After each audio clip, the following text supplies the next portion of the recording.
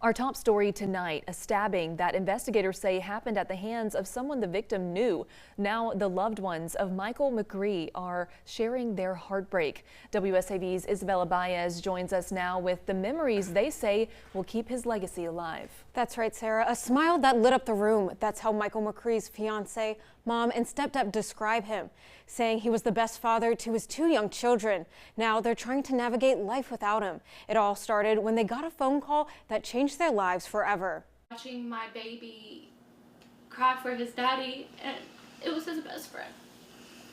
And watching my 4-year-old go through this it's terrible. McCree's fiance recalls the morning of March 18th when McCree was going to work with someone he called a friend, 48-year-old James Philip Barla. Truth is that James was not supposed to be working with Michael that day. At 8:30 that morning, the Hampton County Sheriff's Office came to the 4400 block of Blue Jay Road. That's where McCree was found with a stab wound. Wounds the family says were inflicted by Barla. They were driving, and for an unknown reason, James stabbed Michael in the chest and the neck and 3 times in the back. McCree later died from his injuries. News his family still can't believe is true.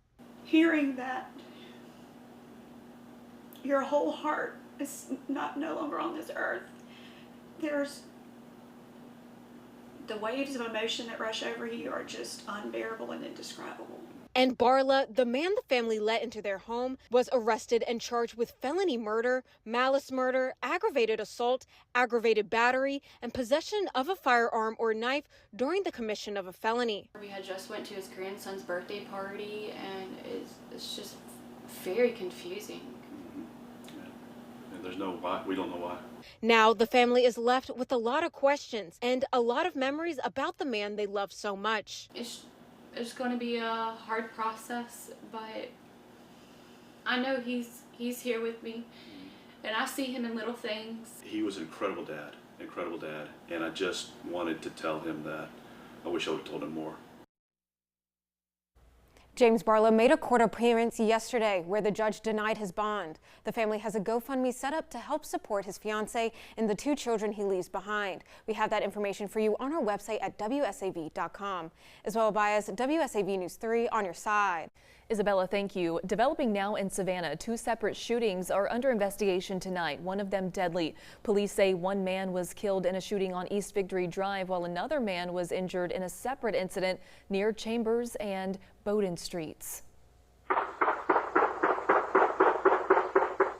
Savannah police responded around 5 this evening to East Victory Drive near Dave's Hot Chicken and Seasons of Japan. Officers say a man was found dead at the scene from a gunshot wound. Police also confirm one person of interest is in custody and a gun was recovered. Investigators have not released the identities of the victim or the person detained. That this was a senseless act of violence that resulted from a decision of bad conflict resolution, and someone's life was lost. So our prayers with the family, and Savannah Police Department is actively investigating and making sure that we take all the steps necessary to investigate this crime. In a separate incident, officers were called to the area of Chambers Street and Bowden Street. There, police say an adult male was shot and injured. His condition has not been released. Both cases remain under investigation tonight. Anyone with information is asked to call Crime Stoppers at 912-234-2020, and we'll of course continue to bring you the latest on air and online as new details come in. Well, law enforcement in Hampton County is searching for an escaped inmate, and they're urging the public to stay alert. The Hampton County Sheriff's Office says 22-year-old Jawan Edie escaped from the Hampton County Detention Center. Right now, authorities say they're actively working to locate and apprehend him. Officials have not released details about how the escape happened. The Sheriff's Office is warning the public not to approach Edie if he's seen and to use caution. Well, a St. Helena Island family is now starting over after a house fire destroyed the home they spent decades building. Elaine Felder says her family lived in the home for 25 years until a fire tore through it last week, leaving her and her sons with nothing. She says she woke up March 25th to the sound of flames ripping through the newly renovated house. The family made it out safely, but everything inside was lost. Officials with the Ladies Island St. Helena Fire District say the cause of the fire is still under investigation. Felder is unsure how she will manage the cost of the rebuild. I'm hoping, you know, that God will lay it on some people's heart to go ahead and donate, you know, because this is a major loss and a major tragedy for me, not only me, for my mom, my sister, and my kids. In the meantime, Felder says she's staying in a hotel and is unsure how long she can afford to stay there. We've posted a link to her GoFundMe on our page, WSAV.com. Well, a small, cheap piece of plastic is fueling a dangerous and growing threat across the Lowcountry. Prosecutors say a so-called switch. They're turning everyday handguns into illegal machine guns capable of firing dozens of rounds in seconds. And as WSAV's Andrew Davis reports, these devices are becoming easier to find, and you could even make them at home. You're literally spraying bullets everywhere.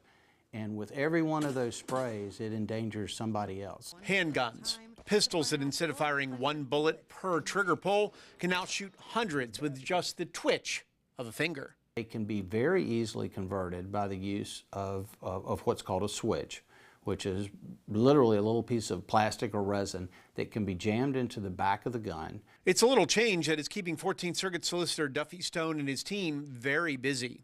Law enforcement has made more machine gun cases in the past 2 years in the 14th Circuit than they made in the previous 10 put together. What worries the solicitor more is how easy it is to find a switch just by typing it into a search bar.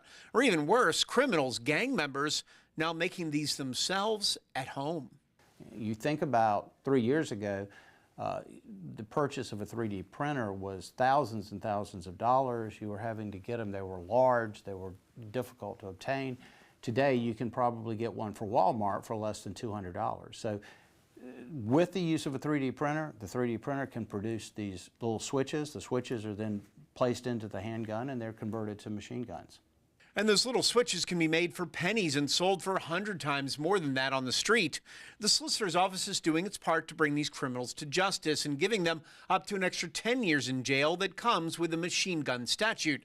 But Stone says that's not enough, and the criminals aren't watching or caring. I see law enforcement making more cases today than they did 3 years ago, but I think that's going to be the new norm. I think that's what we're going to see next year and the year after next. Stone says stronger laws are key to slowing the rise of these illegal machine guns, especially targeting the gangs using them. He's pushing for a state gang statute that would bring tougher penalties and additional charges. So far, 4 different bills have been introduced in the South Carolina legislature, but none have made it to a full debate in both chambers. With just weeks left in this year's session, it's looking more and more likely those changes won't happen anytime soon. Now to an education report. The Liberty County School District is adjusting its school zones, which means some students will be attending a new school starting in the 2026-2027 school year. The district says the goal of the rezoning is to reduce class sizes and allow teachers to provide more focused attention to each student. One parent tells WSAV she's looking forward to the change because her child's new school will be closer to home, though she understands why it may be an inconvenience for other families. The sudden changes. Let's say you have a child that's in 4th grade and they're so used to being at this one school for the longest, and now they have to just switch their last year of school. That could be a big adjustment for the kids. The district also says it will not be accepting any attendance waivers that override the new zoning plan, emphasizing that the decision was made with students' best interests in mind.